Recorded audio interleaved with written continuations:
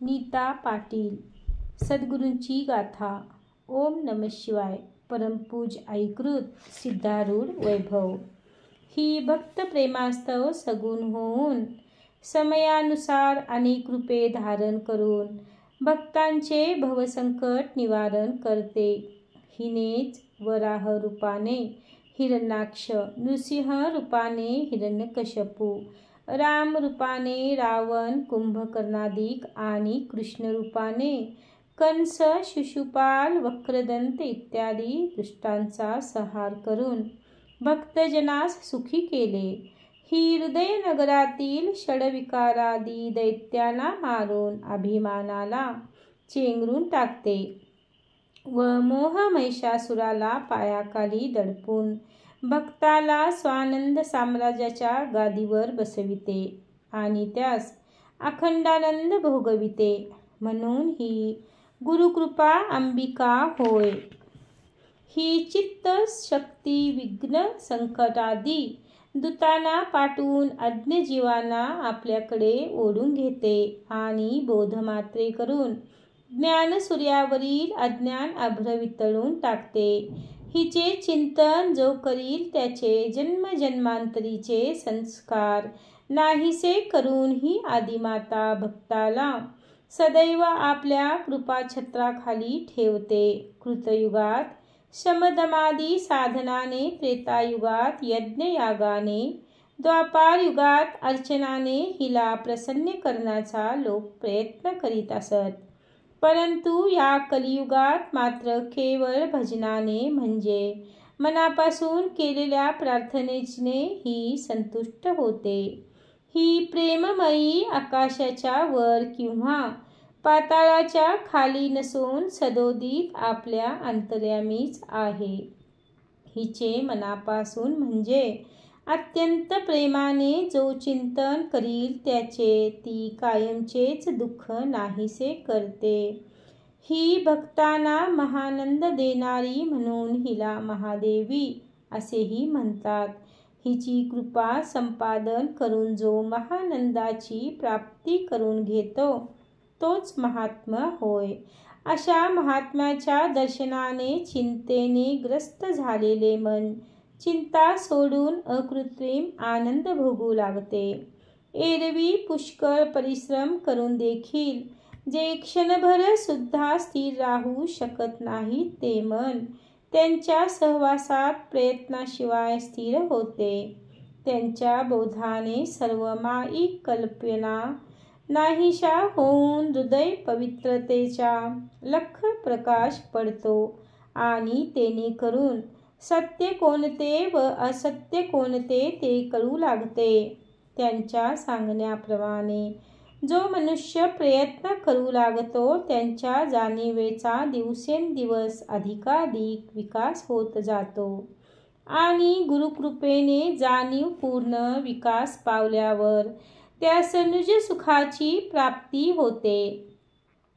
अनादिकालीपासूनची मनुष्याच्या हृदयातील नेणीव घालविण्यासाठी सत्पुरुषच एक समर्थ होत. याचकरिता पृथ्वीवर संतांचे अवतार होत असतात. परंतु भगवान श्रीकृष्ण गीतेत सांगतात की परमेश्वराचे चिंतन करणाऱ्या हजारो लोकांपैकी एखादाच मुमुक्षू असतो. हजारो मुमुक्षूपैकी एखाद्यालाच परमेश्वराचे यथार्थ ज्ञान होते. त्याप्रमाणे भूतलावर पूर्ण पुरुष क्वचितच आढळतात. जरी संतांचे दर्शन दुर्लभ आहे तरी त्यांची चरित्रे वाचून किंवा ऐकून मनन केल्यानेही आपल्या पापांचे क्षालन होते. म्हणजे आपल्यावरील दुःखाचा भार पुष्कळशा वेळी कमी होतो. याकरिता अशा परम पवित्र पुरुषांची चरित्रे नेहमी वाचनात ठेवावी. या पुस्तकाचे नाव सिद्धारूढ वैभव. सिद्धारूढ वैभव हे नाव ठेवण्यात दोन अर्थ आहेत. एक हुबळी येथील परमहंस श्री सिद्धारूढ महाराज यांचे चरित्र. दुसरा अर्थ सिद्धपदारूढ पुरुषाच्या ऐश्वर्याचे वर्णन असा आहे. याचे 7 भाग केले असून प्रत्येक भागाला बेल असे नाव दिले आहे. यात ठिकठिकाणी बोधवचने असून ती परमार्थ मार्गात, परमानंद प्राप्तीच्या मार्गात पावलोपावली येणाऱ्या अडचणी दूर करण्यास मार्गदर्शक अशी आहेत. करिता हे पुस्तक रोज वाचनात ठेवावे. पहिला बेल अमृतपोलापासून वाचावा अशी बंधू भगिनीस सविनय विनंती आहे.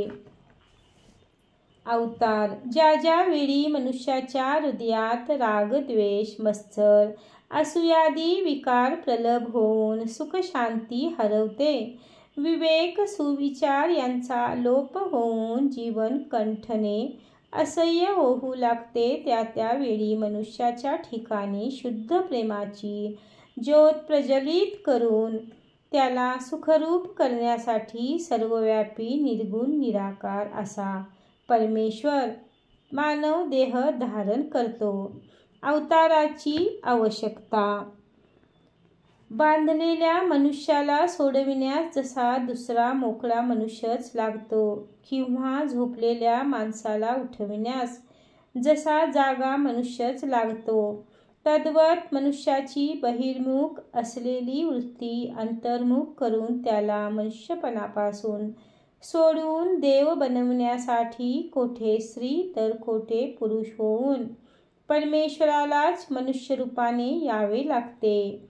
अवताराचे कार्य. आरशावर धुरळा बसल्याप्रमाणे शुद्ध प्रेमाने भरलेले हृदय स्त्री, पुत्र, गृह, धनादी विषयांच्या ध्यासाने अशुद्ध झाल्यामुळे मनुष्याला खऱ्या सुखाचा अनुभव येत नाही, अर्थात त्याला दुःख भोगावे लागते. हे बोधाद्वारे परोपरीने पटवून देऊन सर्व विषयांचा उपभोग घेत असताही ध्यासरहित राहण्याची व शुद्ध प्रेमाचा आस्वाद घेऊन अखंड सुखात रमून जाण्याची कला मानवांना शिकविणे हे होय. सिद्धारूढ वैभव. अज्ञानी जन झाले अपार म्हणोनी कराया तदोद्वार, नररूपे पृथ्वीवर सांब सदाशिव अवतरला. श्री सिद्धारूढ स्तवन. प्रत्यक्ष भगवान श्री शंकराचा अवतार.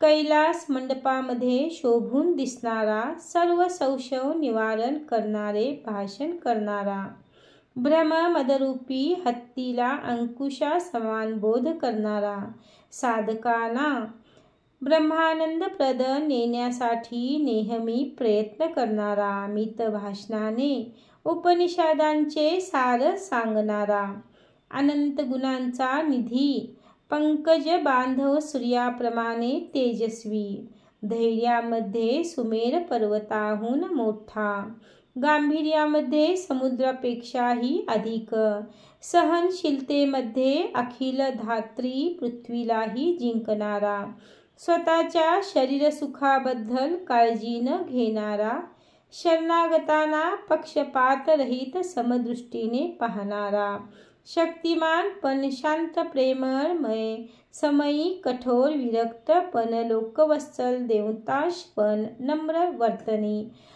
हुबळीत वास्तव्य करून ज्यांनी असंख्य लोकांचा उद्धार केला, असे जे श्रीमद परमहंस सद्गुरू श्री सिद्धारूढ महाराज यांचे दिव्य चरणकमली माझे अनंत नमस्कार असोत.